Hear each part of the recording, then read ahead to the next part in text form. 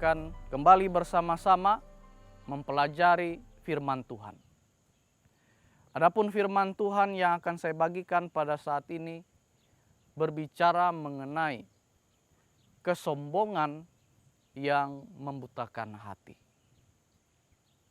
Seperti yang bisa kita ketahui dari firman Tuhan, mengapa sampai Lucifer melakukan pemberontakan di sorga?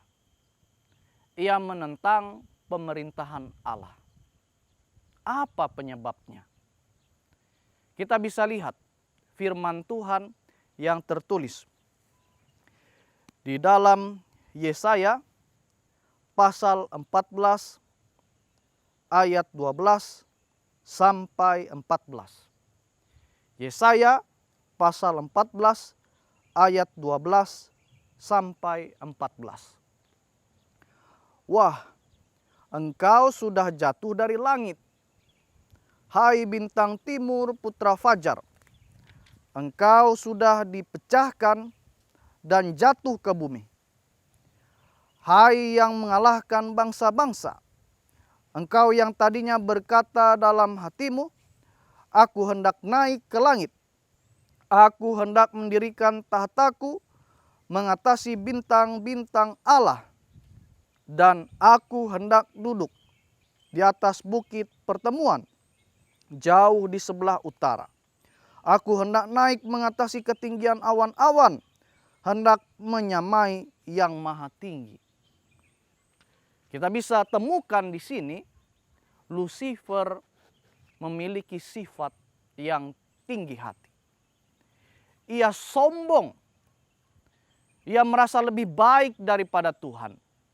Sehingga kesombongan ini membuat dia menghasut malaikat-malaikat yang lain untuk membenci pemerintahan Allah. Oleh karena kesombongan yang ada di dalam diri Lucifer, hatinya dibutakan. Ia tidak lagi berpikir positif. Ia tidak lagi memiliki pemikiran yang baik terhadap Allah yang maha tinggi. Oleh karena kesombongan sudah membutakan hatinya. Inilah dampak bahaya dari sikap, sifat yang sombong. Di sini kita bisa melihat ketika Lucifer dan pengikutnya melakukan pemberontakan di sorga, Tuhan tidak langsung membinasakan mereka. Tuhan punya kuasa untuk sekaligus melenyapkan mereka. Tetapi Tuhan tidak lakukan ini. Kenapa, saudara-saudaraku? Oleh karena Tuhan mengasihi mereka. Tuhan masih menginginkan mereka untuk mengalami pertobatan. Tetapi bisa saja apa yang dilakukan oleh Tuhan ini menjadi pertanyaan bagi sebagian orang. Kenapa Tuhan tidak langsung binasakan saja mereka? Kenapa Tuhan tidak membinasakan Lucifer dan pengikutnya? Jika mereka dilenyapkan, ya mungkin manusia tidak hidup dalam keadaan yang bisa kita rasakan saat ini. Jika Tuhan membinasakan Lucifer dan pengikutnya, pasti kita tidak akan jatuh ke dalam dosa. Apakah pengertian yang seperti ini adalah benar? Tidak, saudara-saudaraku yang kekasih di dalam Tuhan. Kenapa Tuhan tidak membinasakan Lucifer dan pengikutnya? Ada alasan yang tepat. Kita bisa bayangkan seorang ayah memiliki 10 anak. Lalu ia menasihati anak-anaknya, jangan main terlalu lama. Nanti kalau sudah bermain, cepatlah segera mandi, bersihkan diri. Ke-10 anak ini ada 9 orang yang mendengarkan, yang melakukan seperti yang ayahnya inginkan. Seperti yang ayah mereka inginkan. Tetapi ada satu anak yang tidak mendengarkan apa yang dikatakan oleh ayahnya. Ayahnya menjadi kesal. Kemudian dia membawa anak yang membangkang ini, anak yang tidak mau dengar ini. Kemudian anak ini ditempeleng, begitu kerasnya. Dihajar begitu kejamnya. Sampai akhirnya anak ini meninggal. Coba saudara bayangkan. Apa yang dirasakan oleh ke-9 anak yang tadinya mendengar apa yang dikatakan oleh ayahnya. Melihat kejadian di mana ayah mereka memukuli saudara mereka sampai mati. Pasti saja perasaan takut saudara. Sehingga apa yang terjadi? Mereka hanya mengikuti apa yang dikatakan oleh ayah mereka hanya karena mereka takut. Bukan karena mereka tahu apa yang dikatakan ayahnya itu benar. Atau karena mereka mengikuti apa yang dikatakan ayahnya itu karena kasih. Sama halnya seperti yang kita bisa lihat dari sikap yang dilakukan oleh Tuhan. Ia tidak membinasakan Lucifer dan pengikut-pengikutnya. Oleh karena dia tidak mau semua ciptaan yang ia ciptakan menurut gambar dan rupanya diciptakan begitu mulia, sempurna. Tuhan tidak mau semua yang ia ciptakan menyembah Tuhan dengan rasa takut. Hati Tuhan tidak dibutakan oleh amarah saudara. Jika saja Tuhan menganggap bahwa dirinya adalah oknum yang benar-benar harus dihormati, yang benar-benar harus disembah, ya bisa saja Tuhan pada saat itu langsung membinasakan Lucifer dan pengikutnya. Saudara bisa bayangkan jika saudara berada sebagai pimpinan atau seorang bos di perusahaan, dimanapun itu.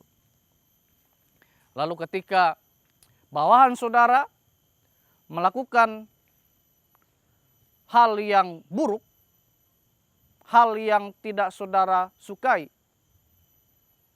bisa saja saudara emosi, saudara marah. Saya ini atasanmu, saya ini adalah bosmu. Kenapa kau bersikap seperti itu? Bisa saja Tuhan mengikuti amarahnya. Oh, saya ini kan adalah Allah yang maha tinggi. Tidak seharusnya, tidak layak saya diperlakukan seperti ini. Tetapi Tuhan tidak dibutakan hatinya oleh karena sikap yang demikian. Inilah Tuhan Allah yang kita sembah. Ia adalah Tuhan yang rendah hati. Dia bukan adalah oknum yang memiliki sifat yang sama seperti Lucifer, yang hatinya penuh dengan kesombongan. Kesombongan itu saudara ibarat tangga yang rapuh. Kita seakan-akan bisa naik ke atas, tapi tangga yang rapuh itu dapat membuat kita jatuh seketika, bahkan membuat kita terjatuh dengan keadaan remuk tulang kita, sehingga kita bisa saja tidak bisa bangkit untuk kembali berdiri. Nah, inilah bahayanya kesombongan itu. Tetapi kita bersyukur oleh karena kita tidak memiliki Tuhan yang sombong, saudara. Tuhan yang tinggi hatinya. Apa buktinya? Mari kita buktikan, saudara. Firman Tuhan jelas mengatakan di dalam Filipi pasal 2. Apa yang dikatakan? Filipi pasal 2 ayat 5 sampai ayat yang ke-7. Dan janganlah tiap-tiap orang hanya memperhatikan kepentingannya sendiri, tetapi kepentingan orang lain juga. Hendaklah kamu dalam hidupmu bersama menaruh pikiran dan perasaan yang terdapat juga dalam Kristus Yesus, yang walaupun dalam rupa Allah tidak menganggap kesetaraan dengan Allah itu sebagai milik yang harus dipertahankan, melainkan telah mengosongkan dirinya sendiri dan mengambil rupa seorang hamba dan menjadi sama dengan manusia. Lihat saudara,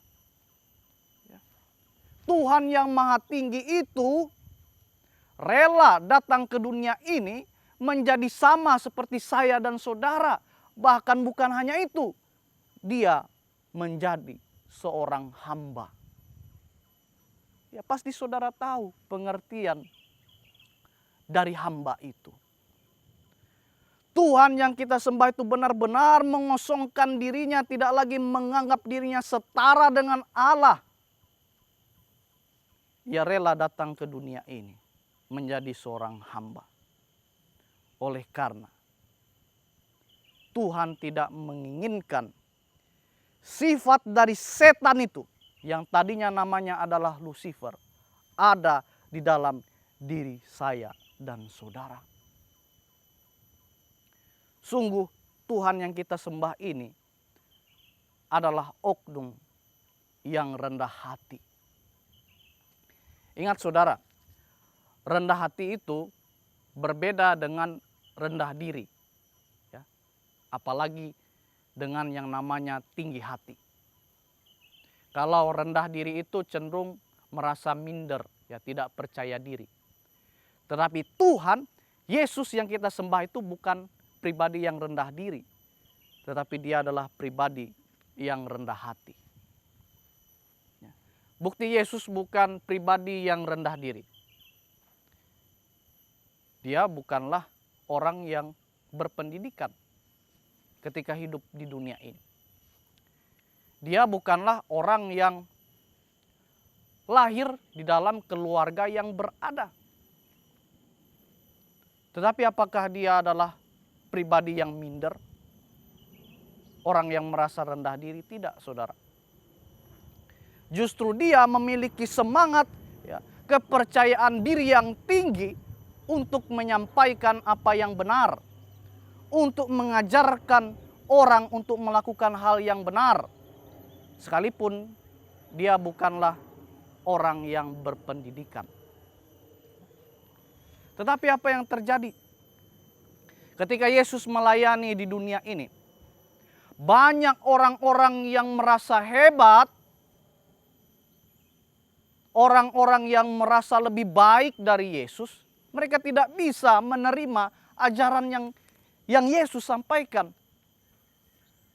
Padahal apa yang Yesus sampaikan itu adalah benar dan benar-benar menyentuh hati saudara. Tetapi mereka menolaknya.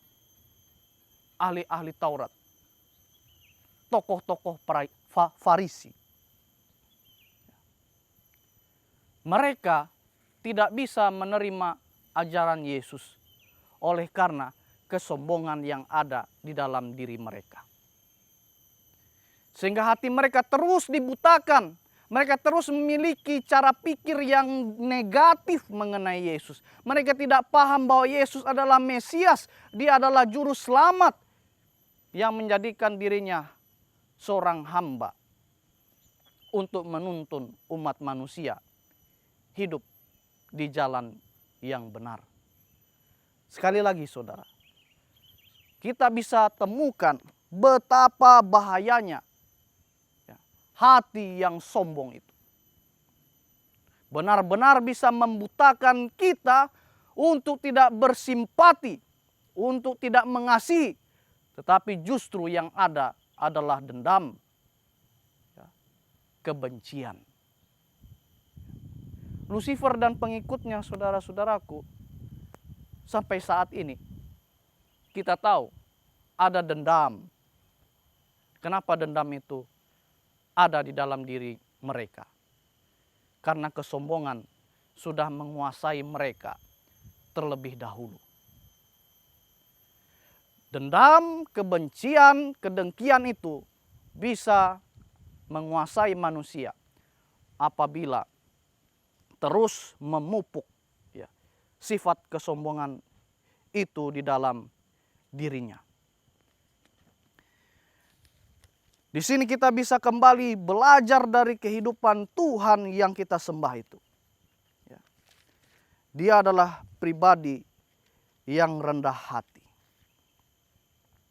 Ia tidak sombong. Tetapi dia benar-benar mengasihi manusia, dan tugas Yesus ketika ia hidup di dunia ini dapat terlaksana dengan baik. Oleh karena kerendahan hati itu ada di dalam diri Yesus. Jika Yesus itu sombong, saudara, tidak mungkin dia bisa datang menjadi sama seperti saya dan saudara.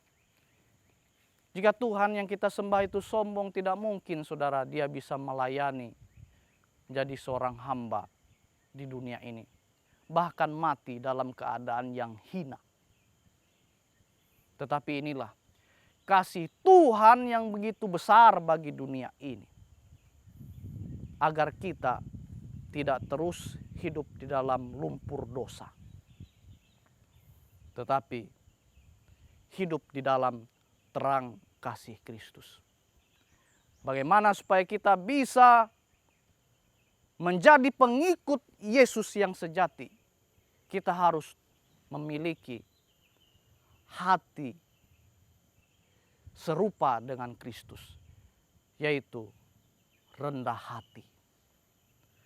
Lawan dari rendah, maksud saya lawan dari tinggi hati. Inilah yang akan membuat kita mampu untuk menerima firman Tuhan itu apa adanya, dengan kerendahan hati kita. Sehingga kita bisa melakukan apa yang Tuhan kehendaki. Tetapi apabila kita sombong, saudara, kita bisa jatuh terus. Kenapa saya katakan demikian? Ini pengalaman seorang mahasiswa. Biasanya di kampus, di tempat mahasiswa ini kuliah, ada worship, renungan setiap pagi dan sore.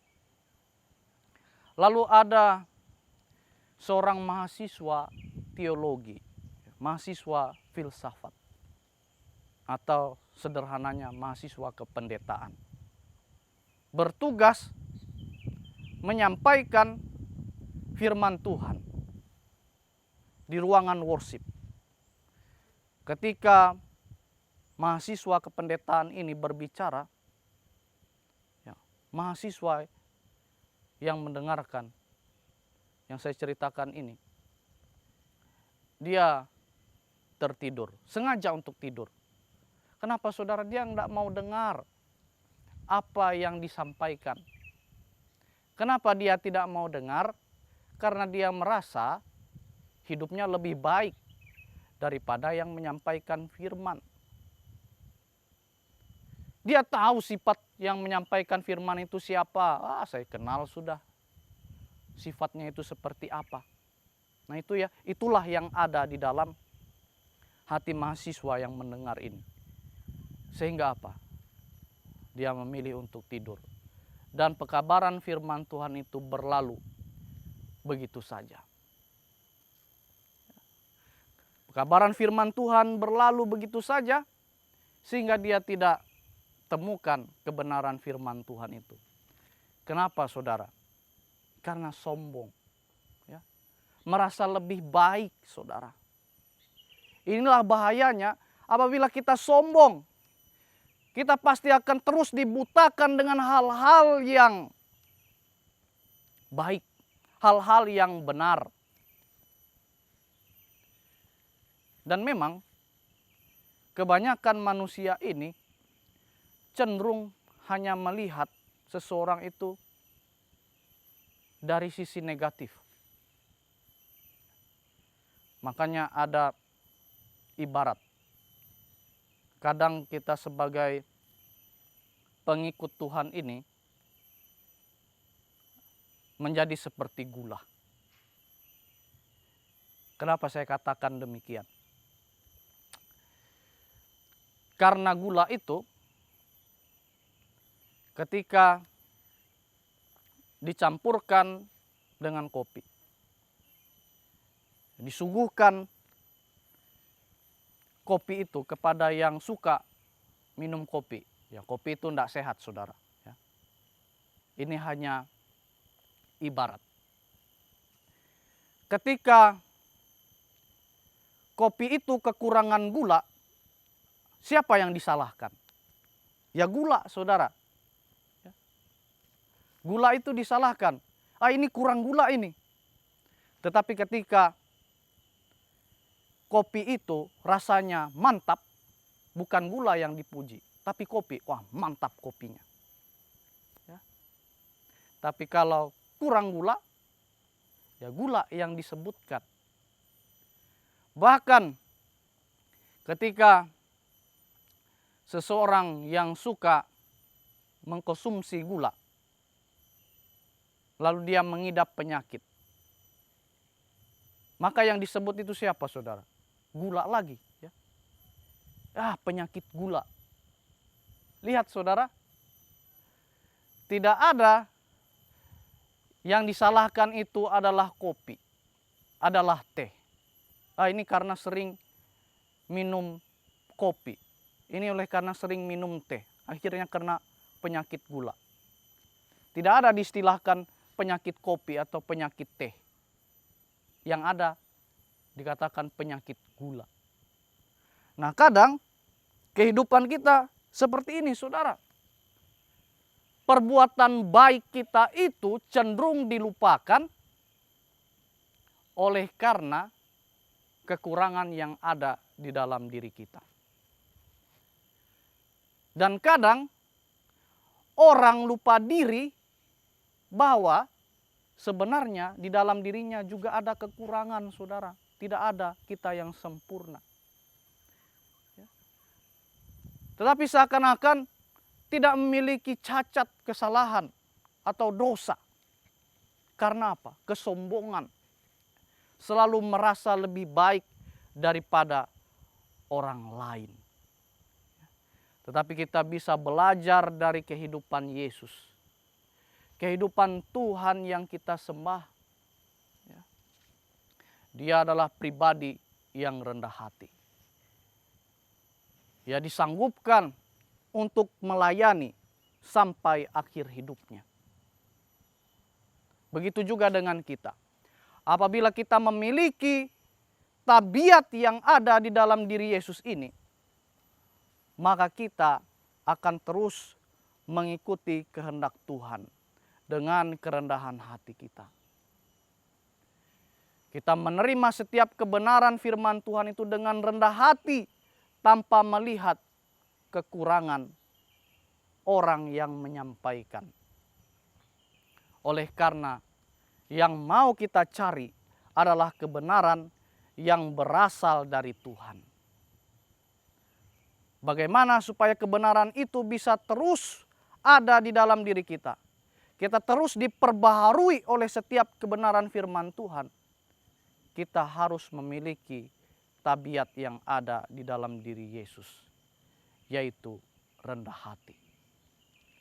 Dengan membentuk pribadi yang rendah hati, maka pasti kesombongan itu tidak akan menguasai kehidupan kita. maka pasti hati yang dipenuhi dengan kesombongan itu tidak akan membutakan kita dari kebenaran-kebenaran yang sudah Tuhan sediakan bagi saya dan saudara. Biarlah kiranya firman Tuhan pada saat ini benar-benar akan membuat kita memiliki tabiat Kristus. Sehingga seperti apa yang saya katakan tadi, kita bukan hanya orang-orang yang mengaku pengikut Yesus, tetapi kita benar-benar adalah orang-orang yang mau menghidupkan tabiat yang ada di dalam diri Yesus, khususnya kerendahan hati. Biarlah kiranya firman Tuhan ini akan menjadi berkat bagi masing-masing kita, sehingga kita terus bertumbuh di dalam Kristus. Saudara-saudaraku yang kekasih di dalam Tuhan, pada saat ini marilah kita bersama-sama bersatu di dalam doa. Bapa kami yang bertahta di dalam kerajaan sorga, kami bersyukur ya Tuhan oleh karena kebaikan Tuhan. Kami bisa bersama-sama meluangkan waktu, memiliki waktu untuk menerima kebenaran firman Tuhan. Biarlah kiranya firman Tuhan ini tidak berlalu begitu saja,